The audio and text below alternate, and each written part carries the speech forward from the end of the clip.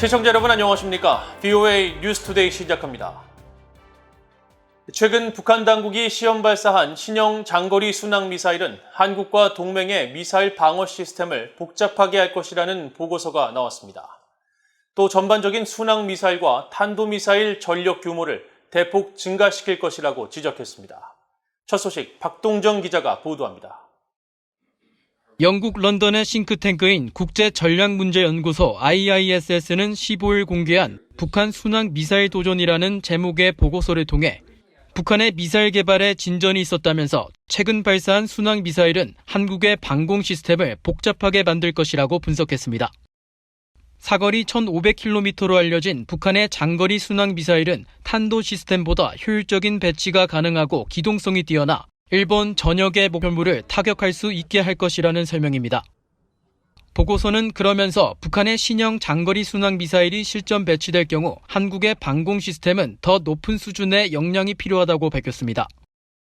북한 전문 매체 38노스는 북한의 신형 장거리 순항 미사일의 초기 분석 보고서를 통해 순항 미사일 전력이 여러 가지 유용한 방법으로 탄도 미사일 전력을 증강할 수 있다고 밝혔습니다. 순항 미사일이 동맹의 방공 및 미사일 방어를 복잡하게 하고 전반적인 탄도 순항 미사일 전력 규모를 대폭 증가시킬 수 있으며 미사일 전력의 유연성을 다양화할 수 있다는 분석입니다. 또 북한이 미사일과 핵 능력을 지속해서 발전시키고 대외 위협 억제를 강화하며 국내외적으로 위신을 얻으려는 등 장거리 순항 미사일 홍보를 위한 정치적 목적도 분명히 갖고 있다고 전했습니다. The opposition of the international community and sanctions and such, probably trying to show that this is adding to their deterrent capability, and they're probably trying to use this as a source of domestic and international prestige.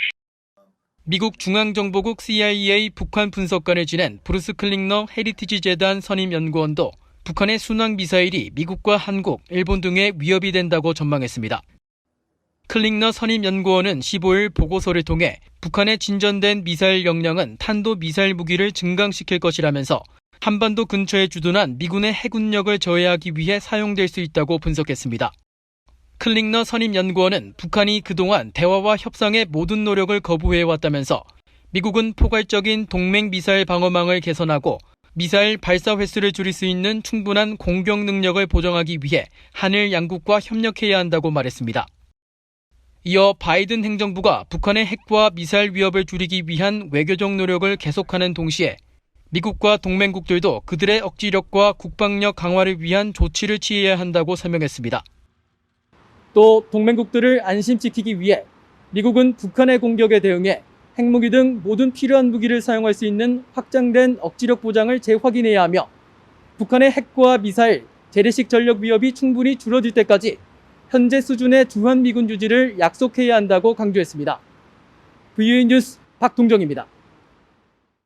북한이 영변 핵시설 내 우라늄 농축 공장을 개보수하는 등 증설하고 있으며 이는 초대형 핵탄두 생산을 강행하겠다는 올해 초 노동당 대회에서의 김정은 국무위원장의 발표와 무관하지 않다는 지적이 제기됐습니다.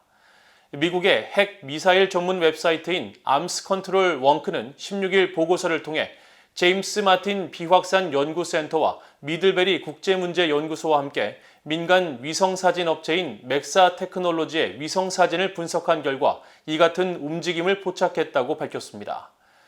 보고서는 지난 1일 촬영된 영변 핵시설 위성사진에서 북한이 나무를 치우고 건설을 위해 주변 땅을 고른 흔적과 건설용 굴착기를 확인했으며 14일 촬영된 위성사진에서는 벽을 세우고 기초공사를 시작한 정황과 함께 농축시설 건물의 측면 패널을 제거한 것을 확인했다고 밝혔습니다.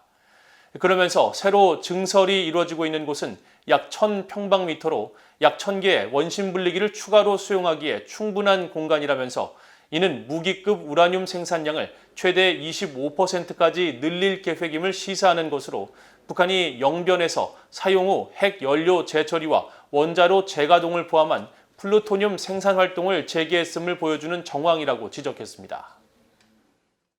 북한이 국제사회에서 비인도적 무기로 분류돼 생산을 금지하고 있는 집속탄을 지속적으로 생산, 비축하고 있다고 국제감시단체가 지적했습니다. 전 세계 집속탄 현황을 감시하는 국제민간단체 집속탄 금지 연합은 15일 발표한 2021 연리에 보고서에서 북한을 비인도적 무기인 집속탄의 생산과 비축을 지속하는 16개 나라 중 하나로 지목했습니다.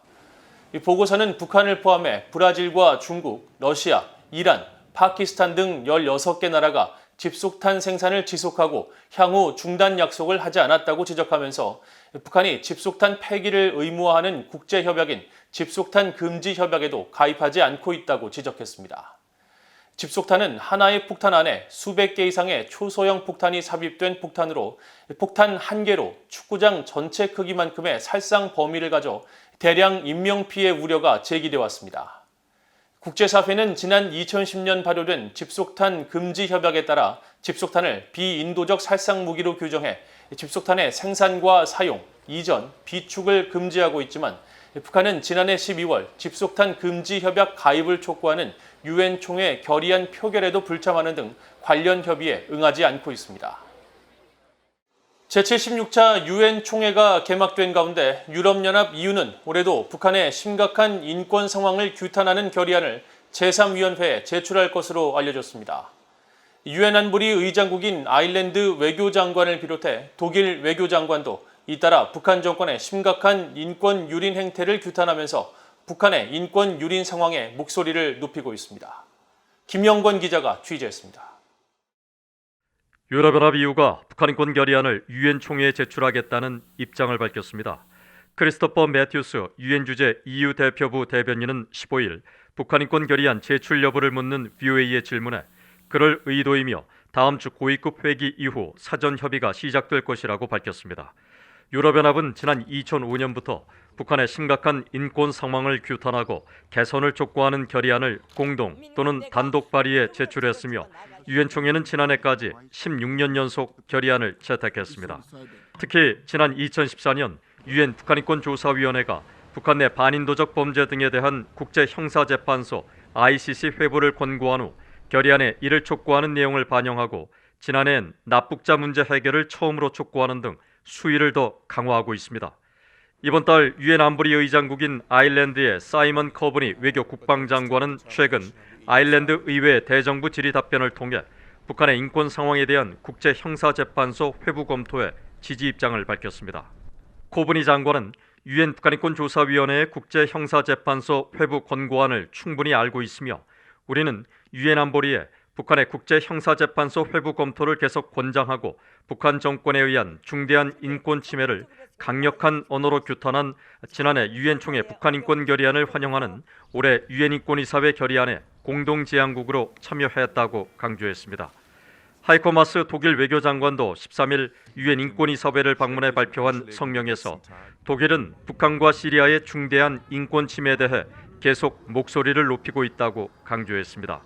또 지난 7월 북한을 6년 연속 인권 우려 우선 대상국에 올린 영국 외교부의 타리크 아흐마드 연방 남아시아 담당 국무상도 최근 데이비드 알턴 상원의원의 서면 질의 답변에서 영국은 유엔 안보리에서 북한 인권 문제들에 관한 연례 토론을 계속 압박하고 있다고 밝혔습니다. 앞서 영국과 아일랜드, 독일, 미국 등 24개국은 지난 2월 유엔 안보리 의장에게 소환을 보내 북한 인권 문제를 안보리 정식 의제로 계속 유지할 것을 공식 요청한 바 있습니다. 로버트 킹 전 국무부 북한인권 특사는 14일 워싱턴의 전략국제문제연구소 CSIS가 진행한 인터넷 팟캐스트 행사에서 북한인권 개선을 위한 유럽연합의 역할이 매우 중요하다고 강조했습니다. We tend to think Europe isn't involved, but in fact they play a very important role. And the Europeans have an interest in these issues. They have the resources. They have a presence in Pyongyang. I think they're very important, and I think we need to continue to work with them. 유럽연합과 영국은 북한과 대화하고 교류하면서도 인권 침해와 핵미사일 문제는 적극 제기하는 비판적 개입 정책을 유지하고 있습니다. 유럽연합은 이에 따라 지난 3월 처음으로 정경택 국가보위상과 리영길 사회안전상 등 개인 2명과 중앙검찰소에 인권 관련 제재를 부과하는 등 북한의 인권 개선을 위해 김씨 정권을 더욱 압박하고 있습니다. VOA 뉴스 김영권입니다. 미국과 호주의 외교 안보 장관들이 워싱턴에서 2+2 회의를 열고 호주의 핵 추진 잠수함 보유를 최우선순위로 추진한다고 밝혔습니다. 미국의 토니 블링컨 국무장관은 회의 후 열린 공동 기자회견에서 미국, 영국, 호주가 전날 출범시킨 새로운 3자 안보 파트너십 오커스의 첫 과제는 호주의 핵잠수함 보유 지원이라면서 세 나라가 최선의 방법을 찾기 시작했다고 밝혔습니다. 또 로이드 오스틴 미국 국방장관은 호주의 핵 잠수함 보유는 영내 통합 억지력을 강화하고 미군이 인도태평양 지역의 동맹들과 협력해 공동의 안보 이익을 지키는 데 기여할 것이라고 평가했습니다. 오스틴 장관은 이어 2+2 회의에서는 인도태평양 지역에서 경쟁이 심화되는 안보 환경을 논의했으며 특히 중국의 활동에 대해 구체적인 의견을 나눴다고 밝혔습니다. 조 바이든 대통령이 올해 9월 17일을 국가 전쟁포로 실종자 인식의 날로 선포하고 한국전쟁 등 해외전쟁에서 실종되거나 행방이 확인되지 않은 미군에 대한 수색을 절대 포기하지 않을 것이라고 밝혔습니다. 바이든 대통령은 16일 성명을 통해 국가 전쟁포로 실종자 인식의 날에 우리는 그들과 그들의 가족에게 진 빚을 기억한다면서 포로로 붙잡혔던 이들을 위로하고 아직도 실종된 이들의 가족을 위한 답을 찾는 어렵지만 필수적인 임무를 다시 한번 다짐한다고 밝혔습니다.